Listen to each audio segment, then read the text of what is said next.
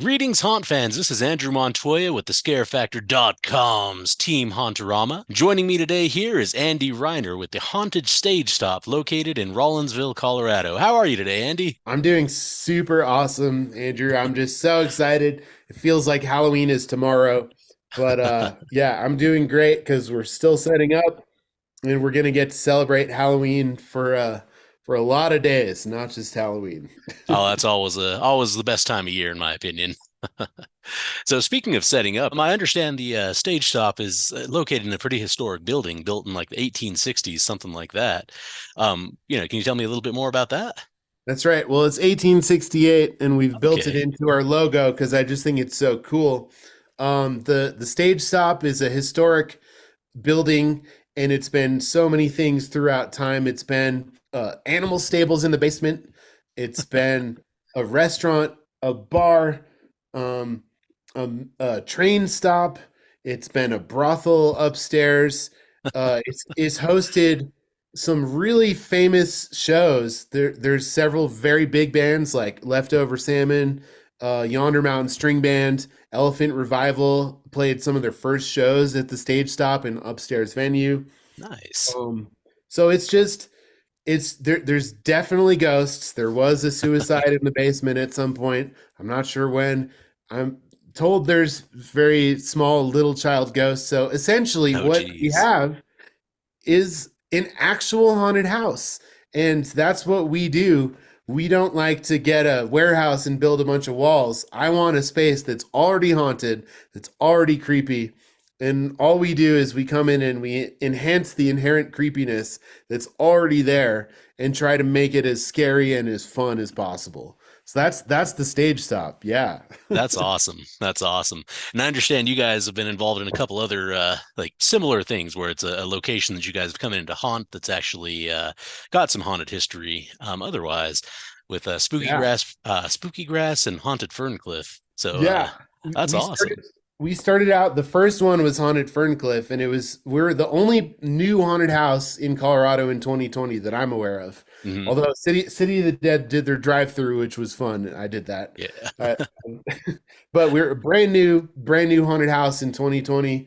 We were living in this ghost town. We're like, what if we just took people on ghost tours, but instead of a ghost tour, we have our friends hiding out in it's like we call it a ghost tour, but actually it's a haunted house.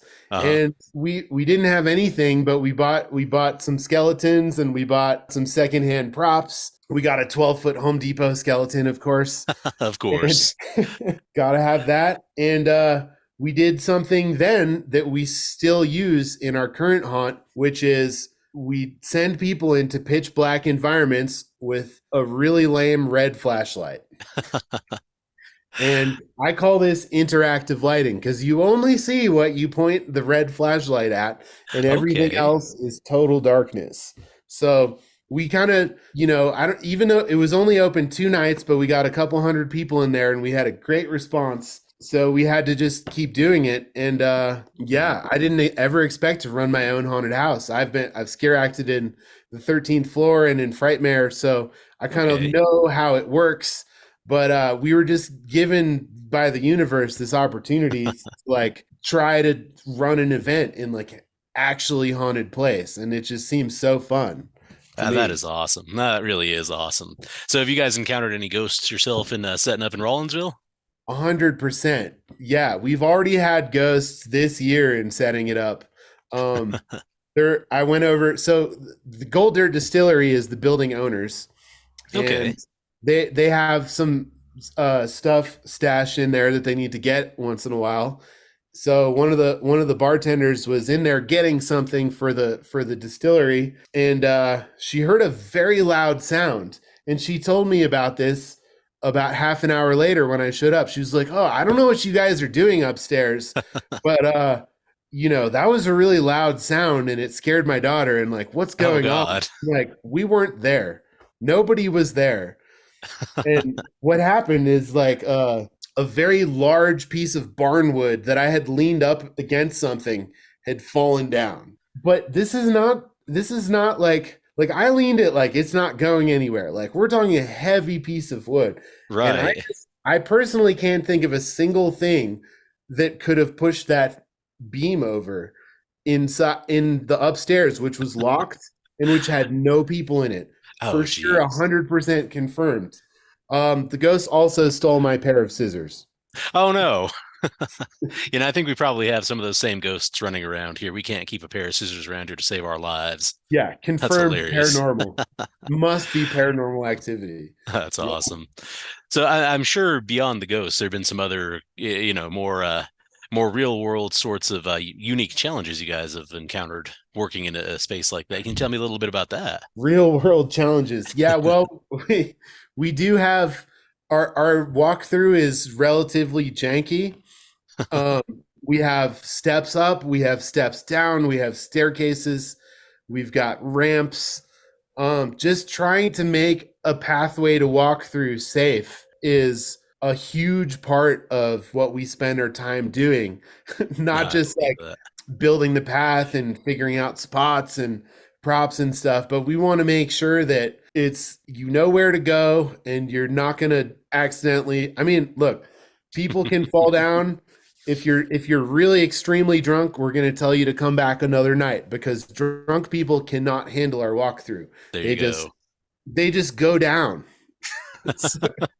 So we're yeah, man. I mean, I don't know. I bought my first wheelchair ramps that I've personally bought, and we're Uh-huh. going to install them today because we've got some new spaces that we're going into that we didn't get to last year. The Uh, whole event is across 3 different floors, oh so it's wow. bigger. And having run 3 different haunts now across 3 years, this is the first time we're using the same venue again. So instead of Yeah, asking how do we do this at all, it's how do we do this better? We get absolutely. in the basement. That's going to be good. The basement is super creepy, but there's obstacles everywhere, and we're trying real hard to make it a good path for people. I can understand how challenging that would be, especially in a building that old and multiple floors. That can't be an easy thing. You'd mentioned this is only your second year in the same location, first time Yeah. doing that. Are you guys planning on staying in Rollinsville, you think, for subsequent seasons? It all depends on what happens with the stage stop. So Okay. it's under renovation. Officially, it's being renovated, but they've run out of investor money. They need more investors to come in and help them refinish the space. Okay. Among the things that happen to make it safer include steel reinforcing the old floors, which Oh, were famous for kind of bouncing up and down on the dance floor. Like people okay. always thought it might collapse or something. So that like the physical structure is more safe than it was before we came in, Mhm. but like and not to claim credit, I did not steel reinforce the floors. Some contractor did that. But it's just man, it's all up to chance and like I didn't know if we were going to get to do it this year, but they're like, Yeah. "Yep, well, we're not ready to open." So it's just this big empty spooky building sitting there. Kind of waiting for you. I mean, I'm just so excited to like have any name recognition from last year. That's why I'm trying to say Spooky Grass presents because it's possible we could be somewhere else next year. I don't know. Whatever we do, it will always be somewhere that's actually haunted.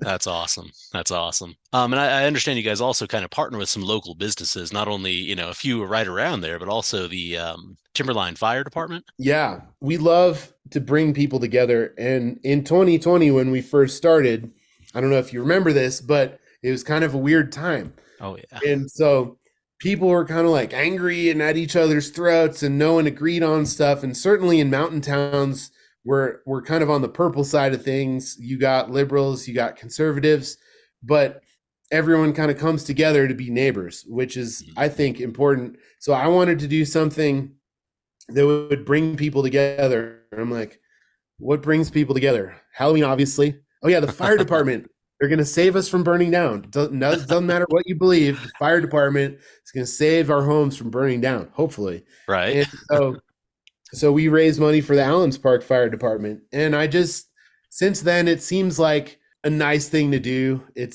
seems like those people, especially a lot of them, are volunteers. They're donating their time Oh wow. and really just selfless people who care about the community. So I like to draw attention to the fact that they're doing that.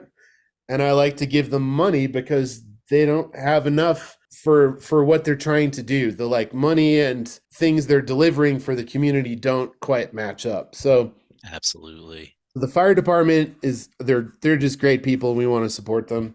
But then we've got kind of a block part. It's an unofficial block party. Nice. Downtown Rollinsville, we've got a coffee roaster, which is not open during the hunt, but they're there. We've got a brewery with world class beers.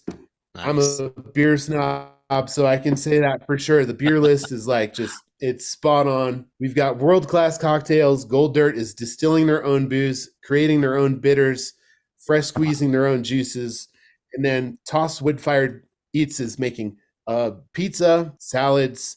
So we really have like without having to be something that I have to build. We Mhm. have like this community of businesses within 15-second walking distance of Nice. of our event, so you can get whatever kind of food and drink that you want, and I don't have to like have a liquor license. That makes it a lot easier. And that's really awesome. That's great to kind of have that feel, that neighborhood kind of feel just right outside. That's awesome. So do you actually work in the haunt yourself, or do you just kind of sit back and manage these days? Yeah, That's well, awesome. I tried managing in plain clothes. It just wasn't that fun. So I went down to the Reinke brothers and I was Yes. like, you guys know Halloween. What do I do? And they helped me. They were like, well, you could be a grave digger.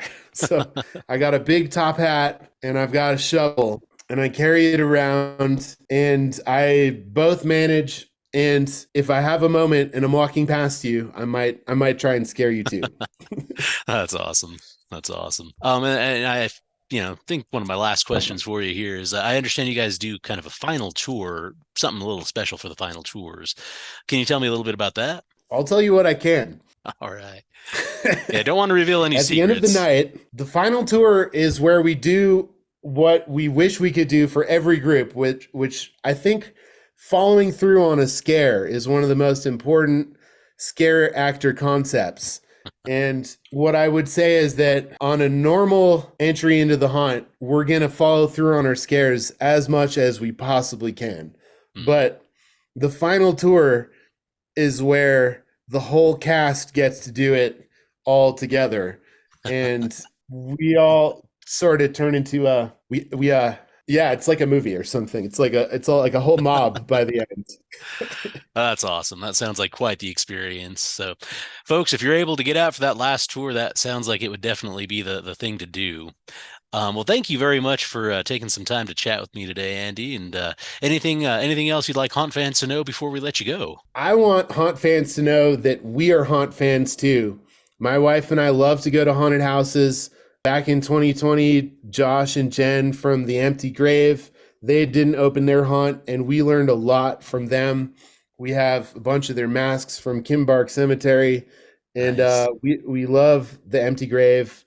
I just want to say, keep supporting as many haunted houses as you can because we're all different. We're all trying really hard to provide the best experience. We're probably not as long as Terror in the. We're definitely not as long as Terror in the Corn, and there's no way that I can. We're not a mile long, but Right. but this building is definitely haunted, and this is coming from a skeptic.